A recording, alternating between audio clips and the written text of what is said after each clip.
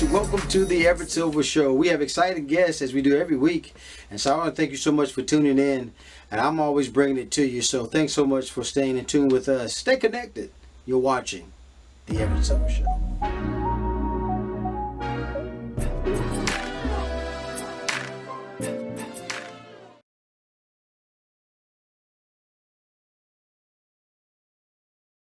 All right. Yo, what up, what up? Bow Wow. Well, first of all, you got to know, man, it's a pleasure having you on the show, Doc. No, I appreciate it, man. Thanks for having me. Well, folks, I'm talking about, man, I got my main man, Bow Wow here, Platinum Gold. I'm telling you, singles out the Yin Yang 6, I believe it was, 10 million copies. But he's back with doing this thing, BT's After Happily Ever After, and he's the host, of course, an actor. Well, we talked about that. But, Bow Wow, can we really expect, man, X to help find new love? I mean, if the trust is there, then you ain't got nothing to worry about. But I mean, it's tough, man. I mean, even when you just say that, right? Because you think about it, all depending on how the breakup went with you and your ex, and now you move into this new beautiful home for a month, and you realize that not only are you sharing space with your ex, who you might not have seen for years, but they're there to actually find you your next true love. Because you know what they say, exes know best. So we're putting that saying to the test. And, this is a season full of emotions, laughter, happiness, be some crying, it'll be a whole bunch of everything. So I'm excited, man. I can't wait for the people to check it out. And tomorrow night is going down, man, on BET, 10/9 Central. Can't wait. Bow Wow, I saw some experts from it, man, and I tell you, it really gets kind of heavy there. But you're talking about people who had, first of all, long-term relationships, whether it ended in divorce, separation, with Right. their exes. But how can you now? I think you're trying to get them to kind of help be involved in this process. But now you throw single parties to see if there are new prospects out there in this show, right? Correct. So you'll see that every week. Every week I throw these single parties, and pretty much the single parties are, it's maybe like 40 singles that come to the house. They get to mingle with the cast and mingle with the exes and talk to them and try to work their way into the house for 48 hours if they're selected. And it's up to them, the single to, all depend on how they carry themselves in the house. I mean, not only do you have to win over the person you're with and hope the person that, that was picked, who picked you for the ex likes you, but also you got to think about the cast. I mean, there's other people in the house, you got to put up with them too. So if you win them over, it's a possibility that you could be around for quite some time. So, yeah, man, the single parties are there to get them a step closer to finding that next true love. And the single party is where it's at. You know me, I love the party. So I was always looking forward to throwing the parties. I was having a great time, Right. food, drinks, and the house that we shot at is really far out. So I felt like it was only fair that I brought the parties and the festivities to the house. So I'm excited, man. I can't wait for you guys to check it out. And then, man, 25 years in film, television, music industry. What made this jump out at you to host something like this? And it was different. I've hosted so many things. The first big hosting gig, BET gave me that opportunity with 106 in Park. And then from there, Yep. hosted a couple other things. And it was just like, yo, anytime I get a project, it's like, what makes this different from anything that I've seen or I've been a part of? For me, I've seen so many dating Right. shows and it's typical, right? The format, it's the girl gets the guy at the end, the guy gets the girl, they ride up to the sunset. Oh my God, marry me, I love you, right? With this, it's totally different. I think the spin with the exes being involved is what really got me to want to do it. I just thought it was creative and it was new and it's never been done before, and we're always trying to find unique ways to make things pop out and make them different. And people like different. I mean, there's nothing like the first of something, and this is the first of its kind. So I'm excited to be all a part of it. And then lastly, Bow Wow, what else you got, man, going on? Because you've been a part of movies. I remember, Johnson Family Vacation, Fast and Furious. I remember the Medea, Big Happy Family, Lottery Ticket. What else you got in store for you, man? Yeah, well, currently right now I'm on my second arena tour in 1 year. So back on the Millennium Tour, turned up. We're actually having what I think we got 3 days off. So that's why I'm here at the crib, just relaxing and regrouping to go back out. We got Chicago coming up Saturday and St. Louis Sunday. So currently on tour. Aside from that, I did shoot a movie before tour started. So you guys will be hearing a lot about that, as well as we got another show coming on BET as well. So we can't talk about that right now, but it's already in the process, pre-production right now. So after Happily Ever After, once we get through season 1, you'll be seeing me on the executive producer side with another hit show for BET. So I'm excited. I can't wait.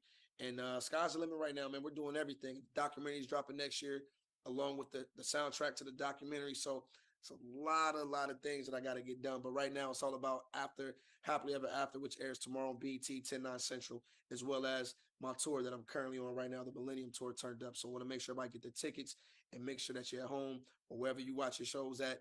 Make sure you tune in because it's going to be a wild one. Well, I tell you guys, you heard it here on Everett Silver Show. But look, after Happily Ever After premieres, as Bow Wow said, tomorrow night, guys, 10 p.m. BET. Bow Wow, what a pleasure, man. Thanks so much for doing the show. All the time, brother. I appreciate it. Well, guys, thanks so much for tuning into the Everett Silver Show. Stay tuned. Don't turn that dial because we got more exciting guests right here on the Everett Silver Show. Be back in a moment.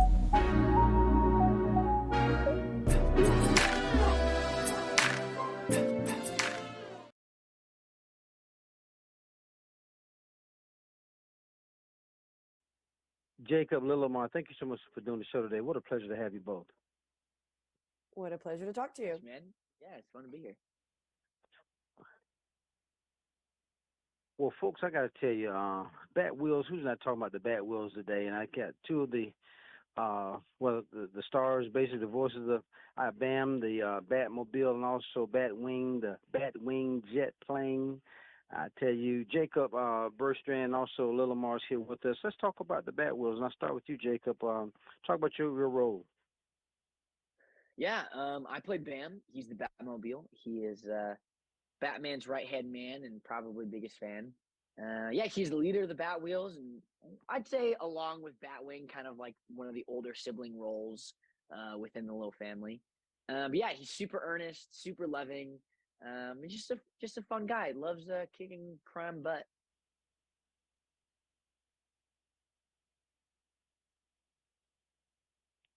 And then, Lillimar, you played the Batwing. Talk about your super sonic character there. Yes, I play the supersonic jet Batwing, who also is a big Batman fan, big Batman lover. And she's just kind of this supersonic diva that's kind of also a little bit of an older sister, like Jacob said, to the Bat Wheels, and it kind of teaches kids the importance of being confident in yourself and your skills, and how that's not necessarily a bad thing. And I don't know, we kind of focus a lot on teamwork and being good best friends, and how you can have superhero powers even in real life. You know, you said something on mouthful there because I was thinking, Jacob, in terms of how, animated it is, and kids are yet learning from the series, and talk about, from that perspective, man, how they're capturing little ones and their families as they will ride along and learn. Yeah, I mean, these writers are awesome. Michael Yeah. and Simon, they do some, incredible stuff. And, this is going to be a lot of people's introduction to Batman and to a lot of the DC universe. And, the writers do a great job of making that flawless. Gotham is still Gotham. Most of the show takes place at night, which is pretty rare for a kid's show. But, as Lillimar says, it's city pop, it's midnight core, and it's fun. And Batman is usually sort of a dark, kind of gritty character, but he still is Batman. It's not dumbed down at all, and that's something I really, really like about the Bat Wheels. But it's also funny, and there's a lot of good little heartwarming messages in there. And then, Lillimar, I was thinking in terms of, when you're teaching kids certain things, but when you talk about how to just be their own unique hero, how many kids need to have that esteem built in them at an early age? I think it's incredibly important. And I think that's something I specifically learned because when I was younger, I was on Nickelodeon when I did kids shows. And so I kind of got to see how kids reacted to our shows. And I thought it was incredibly important, and something that if I ever did, kids shows again, that I wanted to really put out there is that I feel like we almost sort of teach that confidence just in yourself, the way you look, and in your own skills or your own little superpowers is kind of frowned upon, or it makes you seem arrogant, or it makes you vain and these other things. And I think Batwing, for example, teaches that so well that, she's, even for young girls, it's like almost everything you do in a confident light is seen a little bit villainous. And it's nice for her to be that, a diva and fun and so confident in what she does because she can back it up, but she's still so lovable. An older sister, loves to play around, loves, saving her city. So I think each of these characters kind of brings that to light, that you can be very confident in yourself and you are something so special. And even if you're not, a superhero in real life, you can be that to other people, to yourself, and your own qualities are kind of superpowers. And I give you both a chance to answer this quickly. Is that how is it that you guys are now the voices of these characters? Is that something that when you think in terms of just doing voices, that's even more your ability to do that and get into character as a voice? How is that for you, Jacob? It's fun, it's different than being on camera, but I'd say like the process of how you go about it is very similar. Yeah, and I mean, I love getting to do voiceover. It's a total blast. I, for some reason, like feel more safe to go crazy, and especially when like you have to do sound effects and different little fight scenes and stuff. No, it's a blast. Right. I absolutely love them giving me this Right. opportunity. And you, Lillimar? And I think for me, it's almost like all the live action acting I've done has taught me almost everything that I know for voiceover. And even voiceover now is teaching me so many things that I can use in live action acting. Like you said, I feel like in voiceover, you just show up and you just try to put everything into your voice. And like, I can do anything. I can fake punch myself so I can do this sound. I can like pull my own. We do insane things in the booth, but it kind of takes the pressure of like looking or appearing a certain way, or, and I don't know. I think it's like you just kind of focus on really, really expressing something just through your voice. So I don't know. It's really fun to just get the space to do that. Well, I got to tell you, I'm enjoying you both. Well, everybody, you can catch Bat Wheels premieres actually tonight, 9 p.m. On the Cartoono, and also Cartoon Network. So make sure you tune in. What a pleasure to have, again, Jacob, Bertrand, and also Lillimar. Guys, thanks so much for doing the show today. Pleasure to have you. Thank you so much. Thank you. See you later. More guests coming your way. Don't touch that dial. I'll be back in a moment.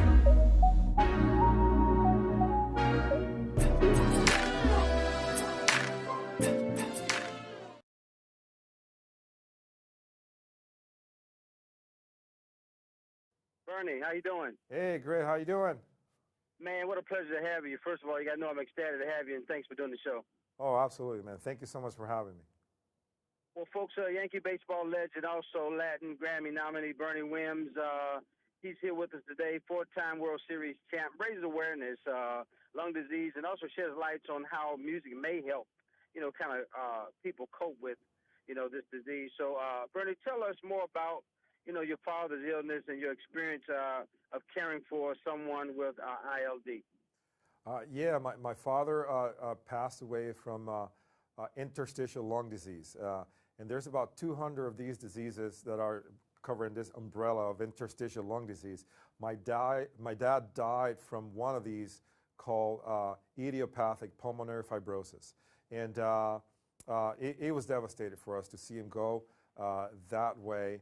And that's why I have teamed up with Boehringer Ingelheim to launch Tune Into Lung Health to raise awareness about these rarely known diseases, and to also introduce the resource of music and breathing exercises to cope with the symptoms of all of these interstitial lung diseases. Now, Brian, talk about how important was music to your family, and then how did you use it, once your father was diagnosed with ILD? Music has always been very important in my family. My mom was an educator for 40 years in the public education system in Puerto Rico. She believed in a sound body and a sound mind, and us being exposed to music, arts, sports, and also obviously as a complement to our academics. So music was always there as part of our upbringing and education. My dad took a guitar with him from Spain and it's taught himself how to play. So in turn, he taught me how to play, and I developed this great relationship with music and the guitar in particular. Subsequently, I went back to school, became a musician, and now I'm performing in New York. So I'm very aware of the power of music and the power that it has to soothe and to heal.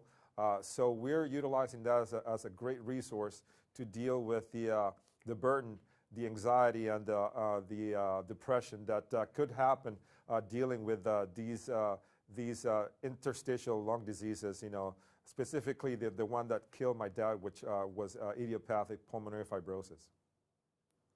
Wow, man, so sorry again for your loss, but I know, tell us how can, we tune into Lung Health. What is that and how can we get involved? TuneIntoLungHealth.com is the website that we are encouraging people to go into.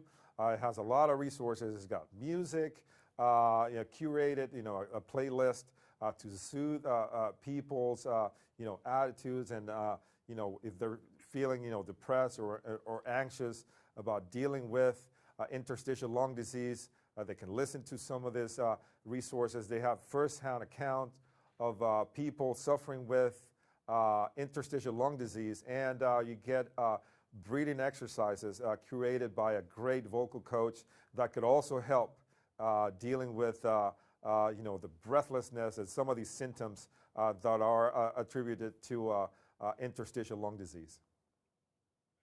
And then, Bertrand, I know music has been such a helpful piece with people living with LED. You want to get more into that and then talk about the resources, I guess, tune in to Lung Health can provide.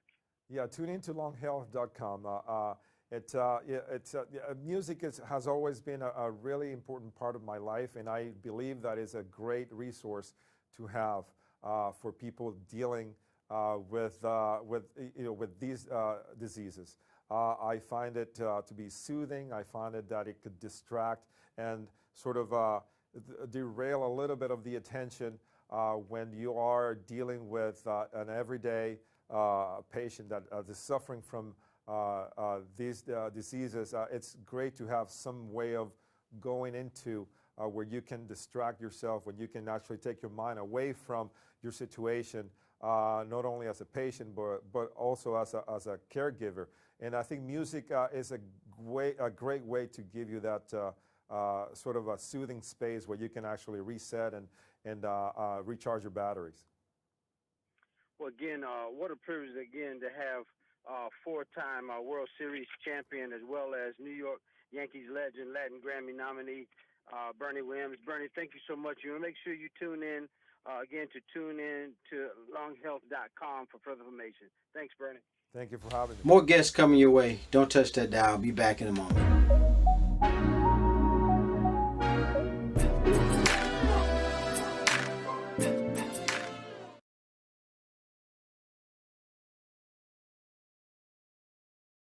Well, folks, I know we got to talk about, World Food Day, and we got to find out what we need to do, what's about it, and how can we help those in need. I have Jason Brown here with us. Jason, where do we start, and welcome again to the show. Thank you very much for having me. Good morning. Where do we start, sir? Talk about this World Food Day. So, I'm here in Glendale, Arizona at Westgate Entertainment District, and what we're doing today is we are unveiling an awesome partnership between Quaker Oats as well as Feeding America, our nation's largest food bank. And what we're doing is we're unveiling Quaker's Hunger Clock, which is right behind me, and that hunger clock is going to dial down every single minute for the big game, the Super Bowl 57 coming up in February. There's also a ticker dialing up every single meal that's going to be donated to families in need. Unfortunately, there's a very big hunger crisis here in America. There's a lot of food insecurity, and Quaker, they're gracious enough to offer this platform and not just bring awareness, but also to make a difference, to make an impact. They are having the largest campaign of being able to raise $500,000. That $500,000 donated to Feeding America is going to be equivalent to 5 million meals. And here's how the numbers break down. Quaker is gracious enough to donate up to $250,000. So guess what? Everybody doesn't have to do it all by themselves, all right? Quaker is going to meet us halfway, and that is going to help to raise our goal of meeting that 5 million meals.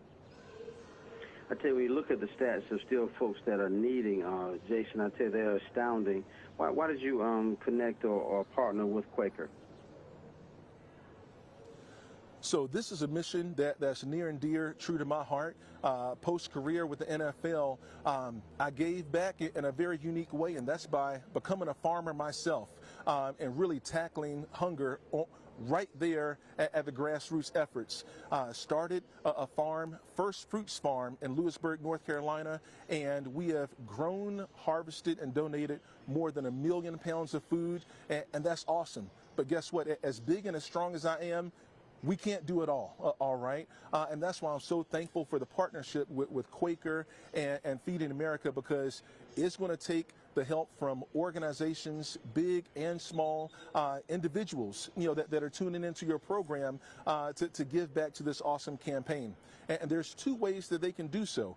Everyone, please visit QuakerHungerClock.com, and you can donate directly through their website. Also, if you're fortunate enough to make it out here to Glendale, Arizona, Westgate Entertainment District, where the big game is going to be played, visit the Hunger Clock right behind me, scan the QR code, and you can donate right there as well. Every dollar that you donate is going to be matched by 10 meals, and that's awesome. I waited to say this, Jason, to the end, because a lot of people don't realize, man, the work that you've done, not only on the field, what you're doing outside the field, but folks, you got to know former NFL lineman Jason Brown. I mean, he's partnered with Quaker, Feeding America. Many of us have gone to some of the food lines or certain places to where we've seen these boxes. Get involved. Again, Jason, tell us one last time, how can we get involved? Again, give you that website, man, because this is great. When you talk about this being equivalent to 5 million meals. Yes, the call to action is to donate, all right? Even if it's just $1, that's going to mean 10 meals for a family in need. And, of course, our goal is to raise up to $250,000, which is going to be matched by Quaker for the total of $500,000. Visit QuakerHungerClock.com, donate there, or come to Glendale, Arizona, where the big game is going to be played, and you can donate in person as well. Man, I was shocked to hear, man, Lewisburg is up the street from me, man. So I tell you, that's really, really good. Yes, sir, right up the street from where we are, man. It's not too far from us.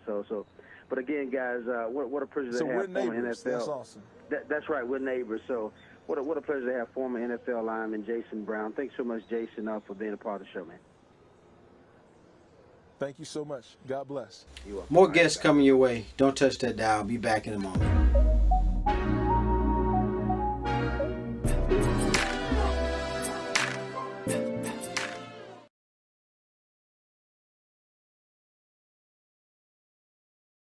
Hi, Everett. How are you today? Jordan, thank you so much for doing the show. A pleasure to have you, sir. No, pleasure to be here. Thank you so much. You're so welcome. Well, folks, you're talking about, extraordinary untold stories behind America's most beloved toys, also visionaries who brought them to, life. And the season 2 of the History's Channel, The Toys That Built America. I have television host, also toy expert, Jim Hembrough is here with us. And I tell you, we got to talk about the, nostalgic toys that changed really American culture. And so, kind of helped us dream big and inspire creativity. But with that being said, Jordan, let's just talk about this, man. This is something to bring forth what history has showed us. It's absolutely incredible. We are back for season 2 of The Toys That Built America, premiering is this Sunday. I can't believe it's here this quick. This Sunday, October 23rd on History Channel. So what we're doing is we're actually going behind the greatest toys of the 70s, 80s, 90s. We're going to be touching upon all our childhood favorites. Star Wars, Masters of the Universe. We're going to be talking about Super Soaker, Teddy Ruxpin, even Cabbage Patch. And then we're actually going to dip our proverbial, historical toe into the tech market and gaming. So we're going to look at Nintendo and Atari, Sega, all the great toys we had when we were kids. we're going to tell you all about the compelling history and the backstory behind all of those brands.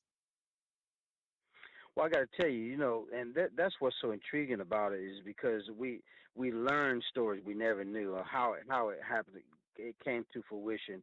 How exciting is that, though? I know because you are, I mean, you know, most success to what you've done in your travel extensively to bring it to fruition, right? Yeah, I've been doing this actually. I've been doing it almost 40 years. So, you know, I've made a career of dealing and working with toys in the toy industry. Working with history on this project has been a dream project. Okay, season 1 was fantastic. Season 2, you're going to love even more, I guarantee you. But you know, really, what I love is, even though I've been doing this so long, we keep coming back and learning more. We keep learning more about these Right. toy brands that I never even knew. And then talk about Jordan. How has toys just really ultimately shaped our culture?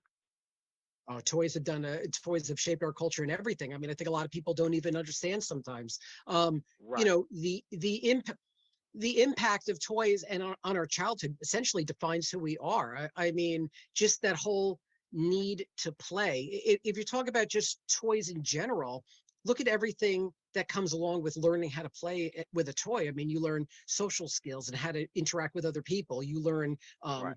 you know, how to form ideas and imagination, everything like that. I mean, just having a toy as a child can really, you know, just shape who you are into an adult. Well, I got to tell you, you know, from when I think in terms of, you know, just puzzles or dolls or action figures, I tell you, you know, I grew up on all that stuff as well. I want to congratulate you, though, Jordan, for being inducted into prestigious Toy Hall of Fame. That's a big honor. How do you feel? Oh, thank you. I love it. I'm with a lot of folks who I know. I'm with a lot of folks who I respect. I'm humbled. I'm honored. It's been a wild ride, and you know, we just can't wait to do more. Well, I want to let everybody know that, again, the Toys That Built America returns this Sunday, as Jordan said, the 23rd, 9 p.m. on the History Channel. Any last minute things, Jordan, you want to say? Because what a pleasure to have you on the show today. No, I just want to tell, this is great family viewing. So, you know, if you've got a family, sit in front of the TV with a big bowl of popcorn, sit there with the kids, sit there with the, you know, the husband, the wife, anyone you have, and just really enjoy your childhood coming back to you. We're back with 8 episodes in season 2. You're going to want to stick around for all 8 because they just keep getting better and better. And I concur with that. TV host, toy expert, Thank you. Joy Hembrough, thank you so much for doing the show. Thank you so much. I appreciate it. All right, you're welcome.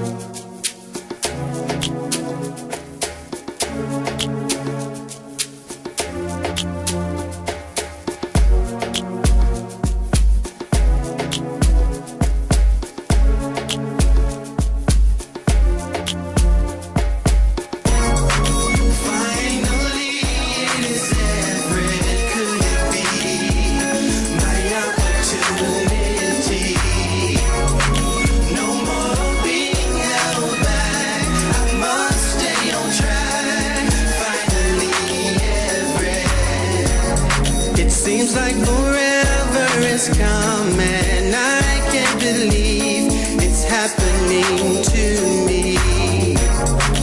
Wanting to sing it the song.